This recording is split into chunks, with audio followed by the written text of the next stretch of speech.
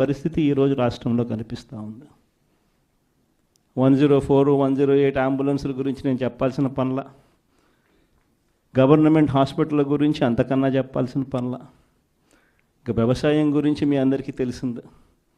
ఒక్క పంటకు గిట్టుబాటు ధర లేదు. రైతు అనేవాడు దళారీలకు ఈరోజు పూర్తిగా అమ్ముడుపోయిన పరిస్థితిలో ఈరోజు రైతన్న వ్యవసాయం చేయాల్సిన పరిస్థితి.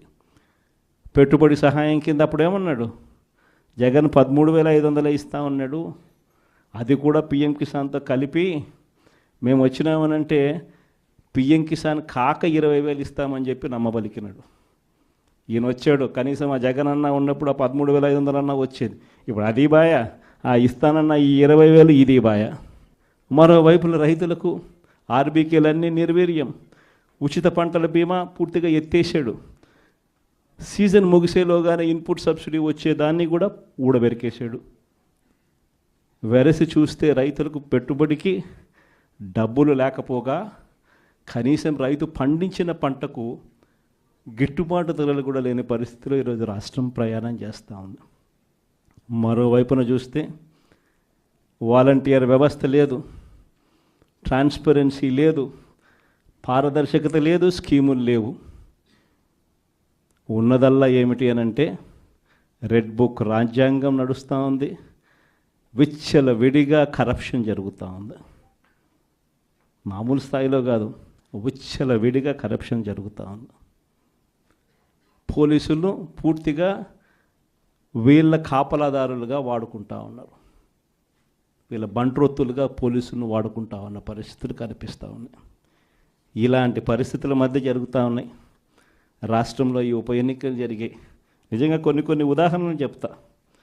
ఎంత దారుణమైన పరిస్థితిలో ఈ రాష్ట్రంలో ప్రజాస్వామ్యాన్ని వీళ్ళు నడిపిస్తూ ఉన్నారు అని అంటే, తిరుపతిలో మీ అందరికీ గుర్తుండే ఉంటుంది, 48 స్థానాలు మనం గెలిస్తే వాళ్ళు గెలిచింది 1 స్థానం. తిరుపతి పరిస్థితి, ప్రజలు ఓటేస్తే ఇచ్చిన తీర్పు ఏమైంది? అక్కడ తిరుపతిలో మొన్న ఈ మధ్యకాలంలోనే ఎన్నిక జరిగింది, డిప్యూటీ మేయర్ ఎలక్షన్లకు. ఏకంగా మన కార్పొరేటర్లు ప్రయాణం చేస్తూ ఉన్న బస్సును ఏకంగా పోలీసు వాళ్ళే అడ్డుకొని, పోలీసు వాళ్ళే దాన్ని బస్సును ఆపి, ఆ బస్సులో ఉన్న ఎమ్మెల్సీని, ఆ కార్పొరేటర్లను పోలీసుల ఆధ్వర్యంలోనే కిడ్నాప్. బస్సు నిజంగా సిగ్గుండాలి ఈ మాదిరిగా చేయడానికి. విశాఖపట్నంలో జరుగుతూ ఉంది. విశాఖపట్నంలో ఉన్న 98 స్థానాలకు 58 స్థానాల్లో 56 స్థానాల్లో వైసీపీ గెలుస్తుంది. ప్రజాస్వామ్యంగా మేయర్, వైసీపీ మేయర్. అలాంటి ప్రజాస్వామ్యబద్ధంగా గెలిచిన మేయర్ మీద అవిశ్వాస తీర్మానం. మన కార్పొరేటర్లందరినీ మనం క్యాంపులోకి తీసుకొని పోయి మనోళ్ళు పాపం జాగ్రత్తగా పెట్టుకునే ప్రయత్నం మనోళ్ళు చేశారు. క్యాంపులు లేకపోతే ఇళ్ళకు పోలీసులు వస్తున్నారు, వచ్చి భార్యలతో మీ మొగుళ్ళు ఏడుండారో మీరు చెప్పకపోతే మిమ్మల్ని స్టేషన్లోకి తీసుకొని పోతామని చెప్పి పోలీసులు విశాఖపట్నంలో 40వ వార్డు కార్పొరేటర్ ఇంటికి పోలీసులు పోయి భార్యతో మాట్లాడిన మాటలు నిజంగా అసలు ఏమన్నా బుద్ధి జ్ఞానం ఉన్నోళ్ళు ఎవరైనా చేస్తారా? పోలీసుల్ని మాదిరిగా వాడుకునే కార్యక్రమం. రామగిరి మండలం, మన అనంతపురం జిల్లాలో, ఇక్కడ కూడా ఆశ్చర్యకరమైన విషయం. ఉన్నటి ఎన్ని ఎంపీటీసీలు అంటే 9 మనం గెలిస్తే వాళ్ళు 1 గెలిచినారు. అనంతపురం జిల్లాలో రామగిరి అనే మండలంలో ఈ కాన్స్టిట్యున్సీలో 10 ఉంటే వాళ్ళు 1, 9 మనకు. ఎవరు గెలిచాలి? యాక్చువల్గా మన వాళ్ళు గెలవాలి కదా, సంఖ్యాపరంగా చూసినా ఏం పరంగా చూసినా.